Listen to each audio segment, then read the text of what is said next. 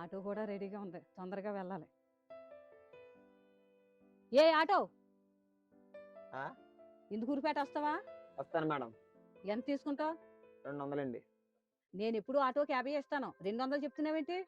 అంతేనండి. ఆ box తీస్తున్నావేంటి? Time 10 అవుతుందండి, ఇంకా టిఫిన్ చేయలేదండి. ఒక పూట టిఫిన్ లేట్గా తినడం వల్ల ఏమవుదు. నేను ఫంక్షన్కి వెళ్ళాలి, అక్కడ మా చుట్టాలందరూ వెయిటింగ్. నీ ఆటో వద్దు. బాబు ఆటో, ఇందుకూరుపేట వస్తావా? వస్తానండి. ఆ బాక్స్ ఏంటి బాబు? టిఫిన్ చేద్దామేనండి.